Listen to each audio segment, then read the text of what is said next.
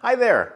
In this video, we'll be covering 7 critical steps to working with a ghostwriter. The steps in this video could make or break whether your book gets finished. And if you don't follow these steps, it could cost you lots of time, energy, effort, and peace of mind. How to make the most of meetings, and the power of vulnerability in writing your book. And stay tuned until the end of the video for a free opportunity. Let's dive in.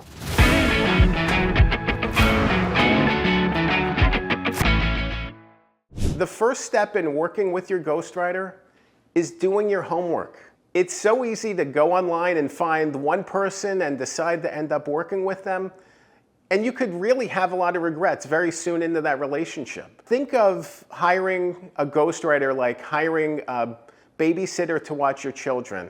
Think of it as hiring a job candidate. Think of it as a relationship, because it kind of is a relationship. The relationship you're building with your ghostwriter is going to be a continual one for 3, 6, 9, 12 months or longer. And you want to make sure that the person you pick is the right choice for you, somebody who has the right experience, somebody who really is going to bring the best to your book, somebody you gel with. You want to make sure to spend the time to get to know them a little bit. Make sure that they have similar sensibilities as you. This doesn't mean that they need to agree on everything. It doesn't mean that they need to have the same background or qualifications or experiences, but they should have some understanding and appreciation for your story and your perspective, and there should be a good fit there, because if there's not a good fit, trouble could quickly be brewing. This is a big one. Make sure you're ready to proceed. I've worked with so many people on books, or know of people who started working on books with a ghostwriter, and a month in, 2 months in, 3 months in, they hit a wall. They really got stuck, and they couldn't move past that. That doubt, that insecurity, those struggles, they were always going to be present, and they crop up at some point. A book is a long journey. A book takes time. In order to write a successful book, you need to push through insecurity and doubt. Every author who's ever written a book, at least as far as I'm concerned, has faced some insecurity or doubt at some point in this process. Is the book good? Am I the right person to write it? Am I qualified? Are people going to respect me when I write this book? Are people going to appreciate me putting it out there? Am I going to have something wrong in the book? There's so many points in time during the writing process, during the editing process, during the production process, when those doubts are going to creep into it. And ultimately, you're going to face those struggles. It's important for you to be able to push through them and to understand them and recognize them. I think of one person in particular that I work with. His name is Rich, and he had a really heartfelt, tender story that he was telling. And I was working on the project with another writer. And for the first 6 months, 9 months to a year that we were working together, Rich really wasn't ready emotionally to grapple with the story. We would send him drafts and he wouldn't review them. Not because he didn't want to, but because emotionally he wasn't ready to confront the story. And it took a long time for us to break through that. I'm so proud that he was able to continue forward and push forward with it, that he didn't give up.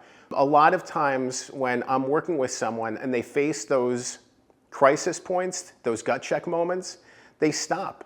It's fight or flight, and it's easy to walk away.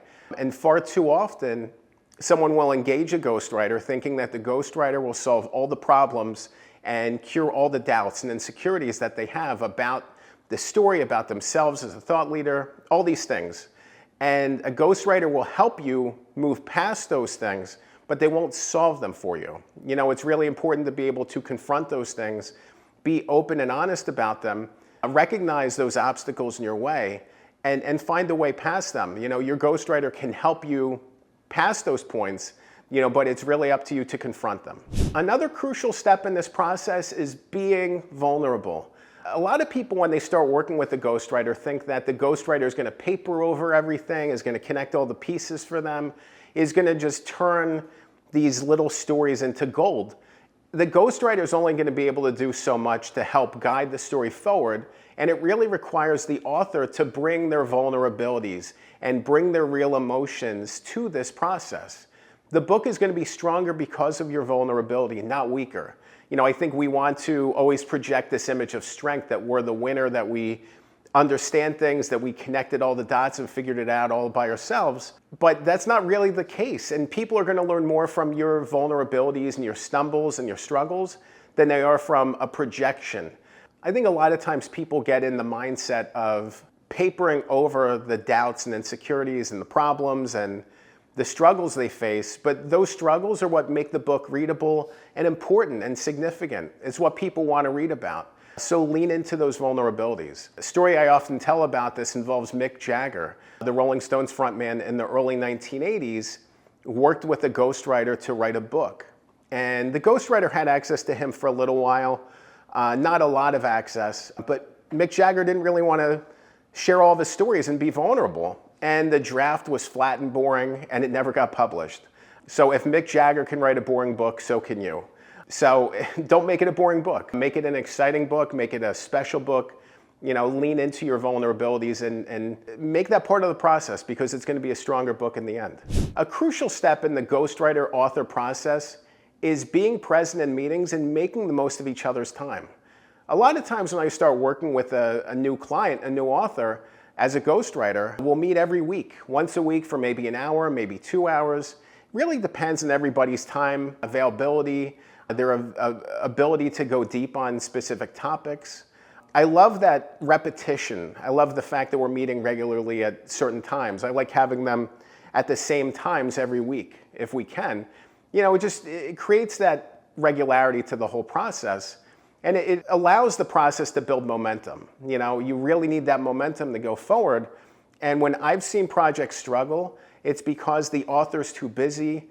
They're not emotionally available during meetings. Maybe they're too busy responding to emails or phone calls. It's a disappointing thing when you have a meeting with your ghostwriter and the meeting time is wasted. Now you have to wait another week. A lot of times when I work with an author as a ghostwriter, the people I work with are busy. They have companies they run. They have busy lives. It's important to give this your best and to block out as many distractions as you can. The better use that you're going to make of this meeting time, the quicker this process is going to go. If you constantly are unavailable in meetings, if you have to keep canceling meetings, if you can't make the meeting times and make the commitment, this whole journey is going to take longer and longer and longer. The relationship between an author and a ghostwriter is built on collaboration. This is about working together. This is about a give and take. When you receive material, new content, a chapter from your ghostwriter, read it, review it. Then during the next meeting, you can talk about it. It doesn't always need a deep read. It doesn't always need a massive edit. You don't need to line edit the whole thing and have it back in a day. It's great when you can give your best to those edits, to those reviews. A lot of times when I see a project stumble, it's because the author isn't giving consistent feedback. So every time the ghostwriter and author are meeting, the ghostwriter's asking, what do you think? What do you think of the material I sent you? And they say, oh, it's good, it's good, it's good. And they keep saying that again and again and again. But really what's happening is they're just kind of passing it along and passing it along. Eventually, you're going to come to a point in time when the draft is half done or fully finished, and maybe it goes to editing. You're going to have this moment where you really have to give your responses, when you're really going to have to provide real feedback, that you can't pass it off anymore. When you and your ghostwriter keep sending material back and forth, and you keep saying, it's fine, it's fine, it's fine, eventually, you're going to come to a point in time when this manuscript is going to be edited. You're going to have this, come to Jesus moment. You're going to have this crisis moment that's going to happen when you're really going to have to confront everything you're feeling about the book, about the draft. You can pass it along, but only for so long. At a certain point, you're going to have to confront it, confront your real feelings, confront your doubts, confront your concerns about the book. And if you can pinpoint a problem in chapter 1 and say, I like this so far, but I'd like to do this instead. I'd like to try this other thing. I'd like to incorporate these other elements to the draft. You can make that change easily. When you're in chapter 10 and chapters 1 through 10 have the same problem, now you have a massive rewrite. Now you have a problem. Yeah, obviously the scope of a project is going to evolve over time. You could get to a certain point in the draft and recognize a problem, but basically when you see red flags emerging, bring them up. Bring them up immediately. Bring them up as soon as you can. Lean into them. And sometimes there are going to be red flags that don't require any other action. Your ghostwriter can just answer the question and provide peace of mind. Other times there are bigger things that really need to be confronted. And the longer you wait, the bigger the problem's going to be. It really is important for you as you work through this book with your ghostwriter to be able to follow your gut and be completely open and honest and confront all of these feelings you're feeling. Trying to stuff those things down, trying to ignore them, isn't going to go away. And it's a lot easier to have those conversations when it's just you and your ghostwriter. How are you going to feel if you start sending out the draft and people start coming back with the same responses and feedback that you had, the same ideas that you had that didn't come up at the time? How is it going to feel for you if you publish the book and those things resurface again and again? If you bring up those issues at the time you're working on the draft with your ghostwriter, it's going to be so much easier. It's going to be so much better, and you'll be able to confront those obstacles and move past them. You'll be able to lean into them and recognize, like, maybe this book is not for a specific audience, or we need to do a better job of confronting something that's not currently in the book. But if you keep pushing things down and just pushing it forward, these things are going to come up anyway. The worst thing that you can have happen is to publish the book, go to Amazon, see the reviews of your book, and come to recognize that these are all the things that you should have brought up earlier, but you didn't. And now the book's published, and now it's too late. After the book is published, it's too late to bring up these things. One of the most important things that you need to keep in mind as you work on a book, especially one with a ghostwriter, is understanding how your book connects to your larger purpose. What is your why? What is your reason? What is the thing that inspires you? What is the thing that you want to be doing next? Publishing this book is going to help you do something. Maybe it's telling a story for your family. Maybe it's promoting yourself as a business leader or thought leader. Maybe it's getting better interview opportunities. Maybe it's the challenge of writing a book. It could be anything, but you need to understand how that purpose connects to the book, how your book connects to your larger purpose, and how this book is going to help you achieve your dreams and your goals. And as you begin working with the ghostwriter, you need to be able to have those conversations and talk through the book. Talk through the entire process to beginning to end, what you want to accomplish, how you're going to accomplish it, and the message that you want people to carry forward with them. The thing that is going to resonate with readers. You needed to tap into something. You need to connect to the reader that you're trying to aim for. And it's so special when all those things align, when you see purpose and action combining in this book. You need to be able to have those conversations with your ghostwriter and explore it and go deep. A lot of times it's just throwing ideas at the wall and they don't stick and you just step back from them.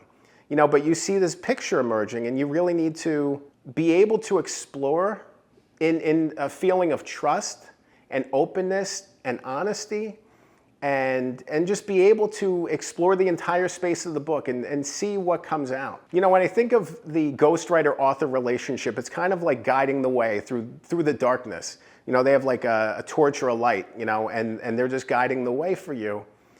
It's so special when you can guide somebody to the opposite side, guide somebody to a place of healing, of openness, of understanding, allowing them to see their story in a new way. I love that. It's so special to be able to connect all the pieces and all the dots, and being able to explore the space of the story is going to help those things emerge. Working with the ghostwriter is all about taking a journey.